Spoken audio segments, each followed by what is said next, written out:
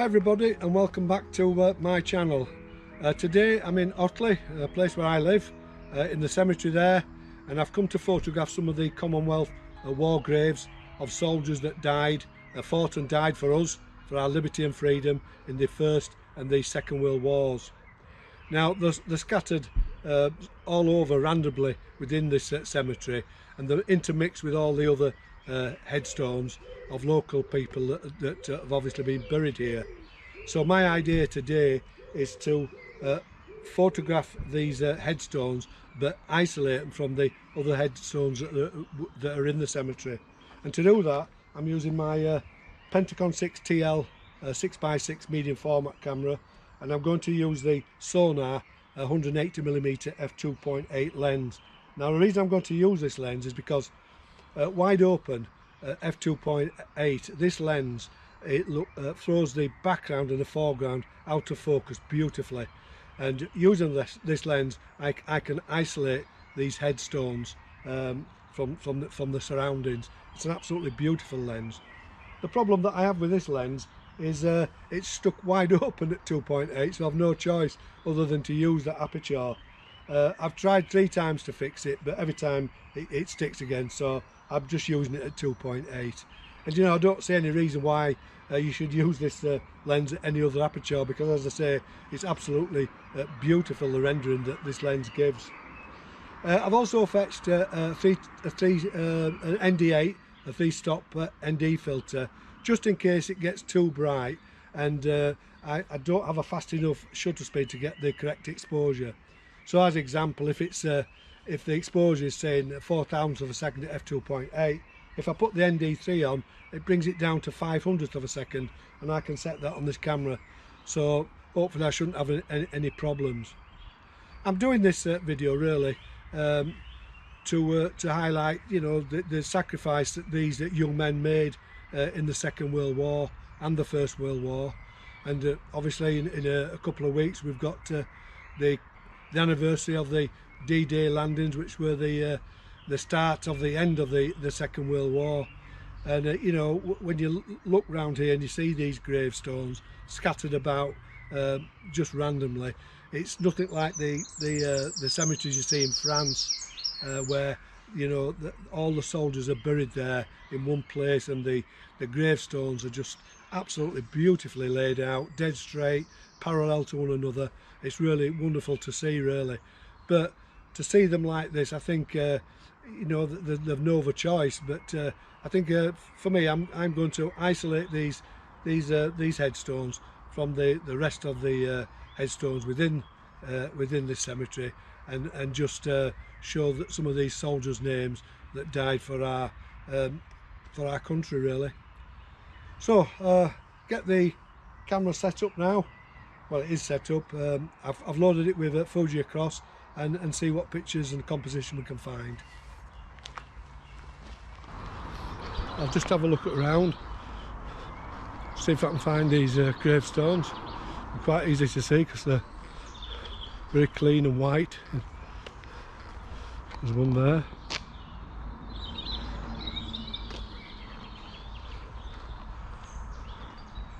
See, there's a few of them there. One on its own down there.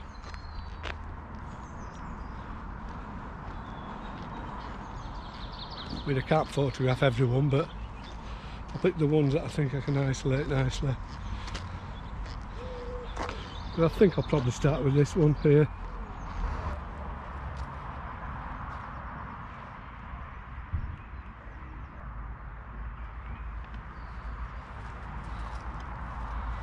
Just taking a light reading, and that's giving me 1,000th of a second at near enough 2.8. So that's the exposure I'm going to use.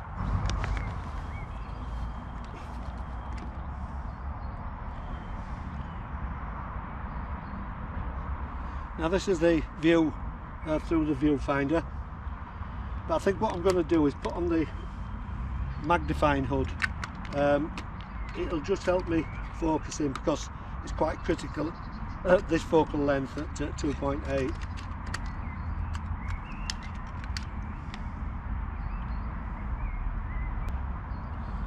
Right, 1,000th of a second.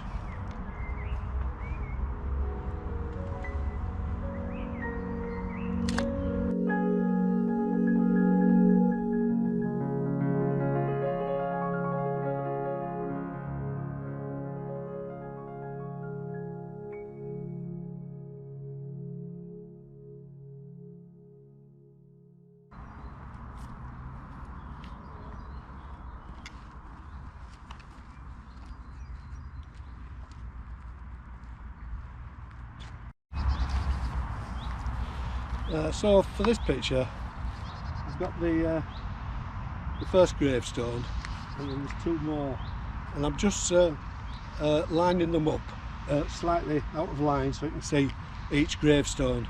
This is the preview for the viewfinder at wide open f2.8. Right, I'll just wait till the sun goes in a little bit, because I don't really want to use the ND unless I have to do. I'll lose sight through the viewfinder, so I'll just wait till the sun goes behind the cloud, which I think it will in a minute or two, so we'll just wait.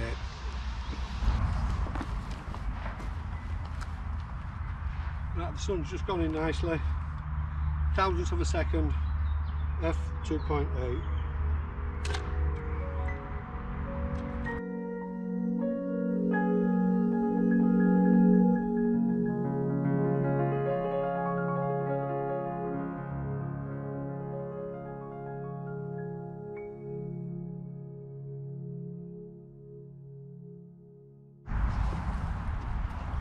So for this photograph, I'm going to photograph on that headstone, focus on that and throw this one out of focus. So we've got front out of focus and rear in focus, and then it'll go out of focus in the background. So we'll try that and see how it goes.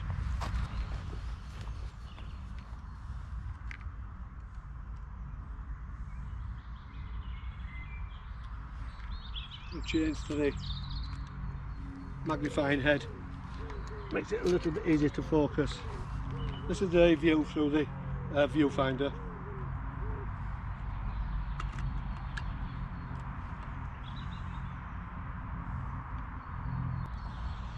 And this time it's 500ths of a second.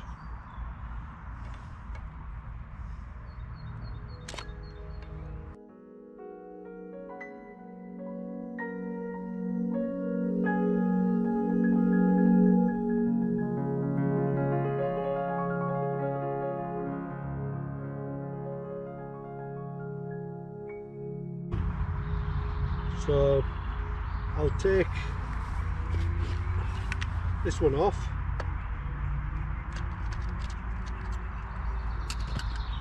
pop the magnifier on.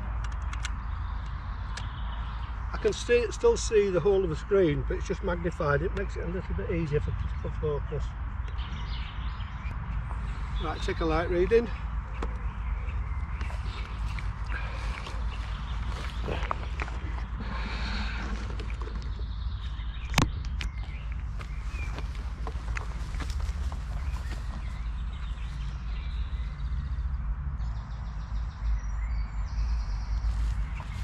.500th at 2.8.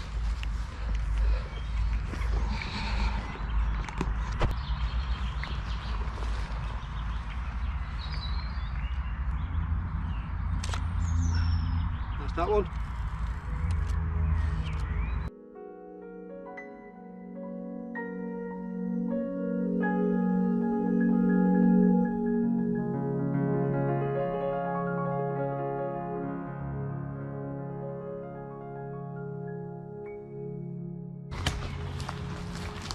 So for this gravestone, obviously I'm going to focus on that, but these gravestones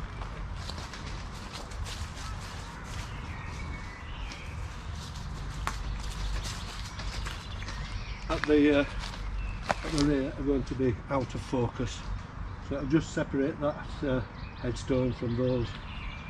I'm going to take a light reading. It's quite dull under here.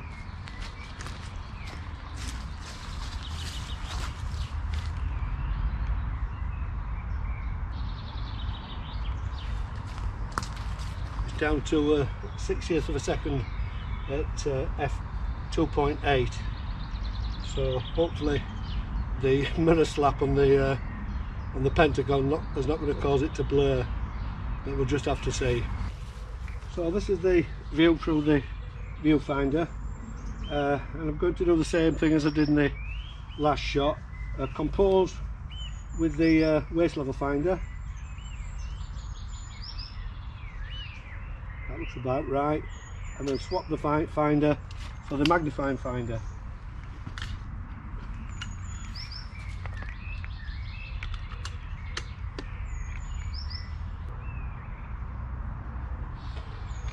Just check the light.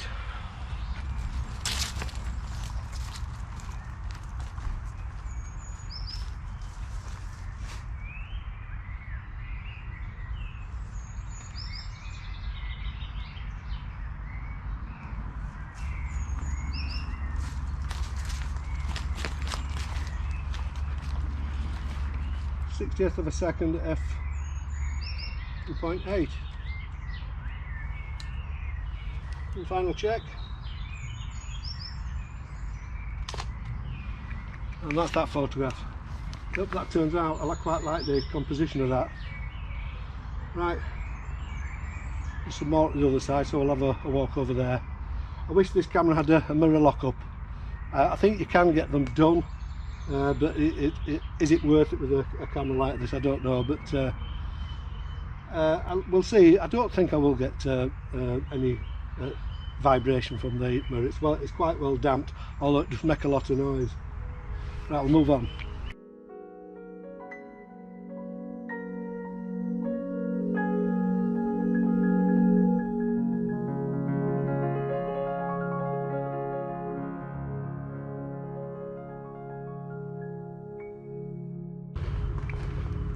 So for this picture, I've got the headstone there, and then I've got this big headstone.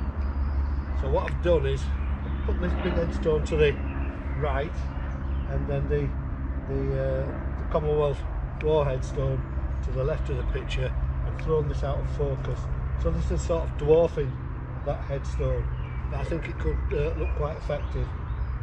So I'm just going to have to wait for a little bit more light, and hopefully no cars are going to come, because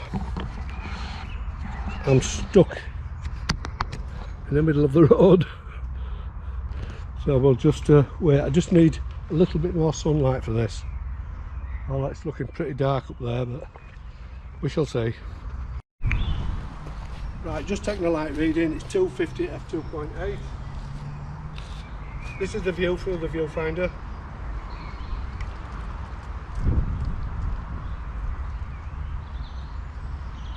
Set the exposure. Right, that's the exposure. If I get moving, the car coming.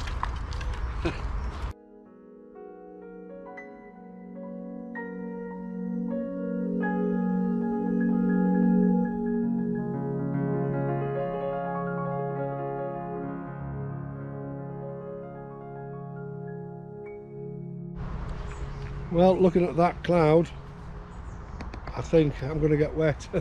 The problem is I haven't fetched a waterproof coat, but I'm sure it'll pass over. I've got another 5 or 6 shots to take, so hopefully it will do. Walking around, looking at some of these headstones and with the names on them, the ages that these young men died, it really sinks home, really. You know, the futility of war, and yet the necessity of it to give us our freedom and liberty. These young men had to die, and you know, it just seems so sad that these young men here never had a chance to live their lives. You know, some of them left their children at home, no pet, no father, mothers without sons. Just awful, really.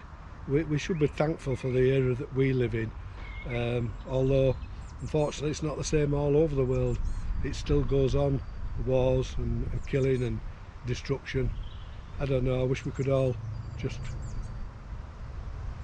love one another and just be happy rather than feuding all the time. But that's life, that's the way it goes. Right, I'll just hang about a little bit more, and I'm sure it's just a big dark cloud, and see if it'll pass. So it's starting to rain now, so I better get moving. For this shot, I'm facing the Commonwealth grave to the right hand side, the old stone cross in the background, and the scroll type headstone to the left hand side. And get the Commonwealth gravestone in focus. And as I say, the background will go out of focus. This one at the side will probably stay in focus, but I just like the composition, that's all. And this is the composition. get the shot nicely composed. And as I say, that's the view in the viewfinder, what I'm seeing through here. A little bit too much foreground there.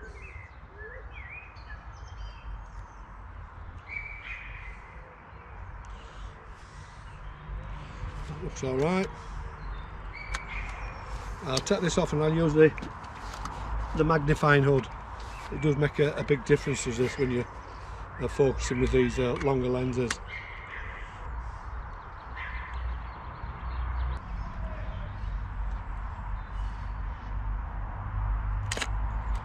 And that's another shot.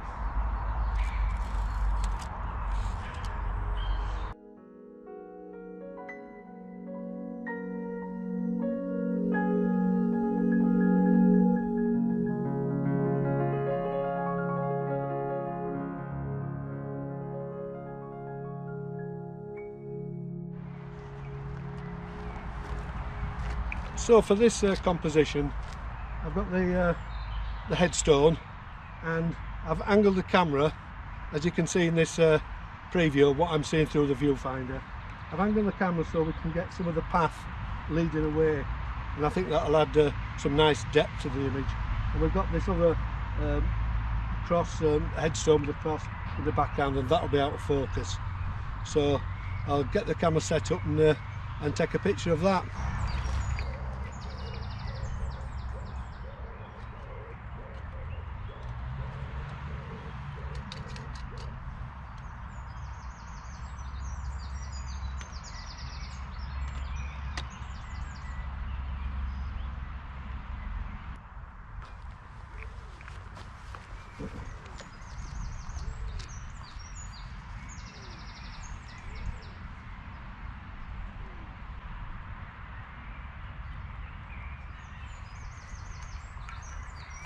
.500 at 2.8.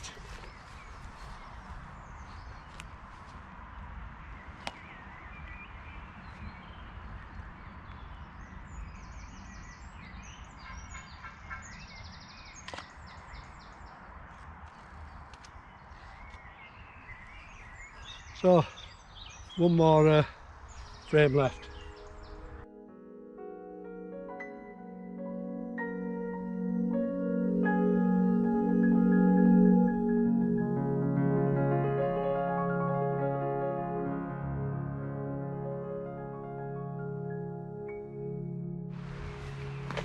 Right, this is the final picture.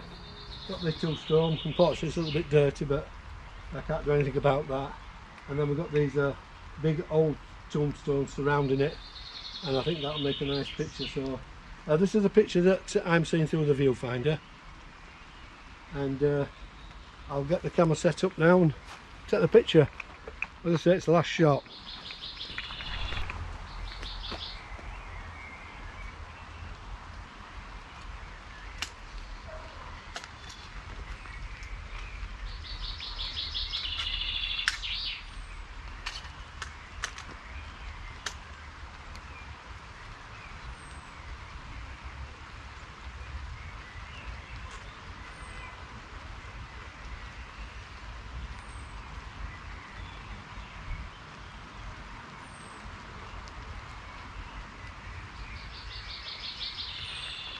Just to let you know that this ring here is a diopter adjuster, so you can just get it right for your eyes. Right, take a light reading.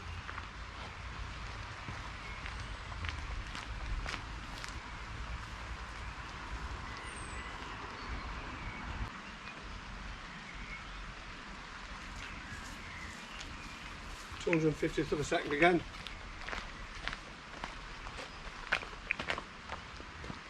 And take a shot.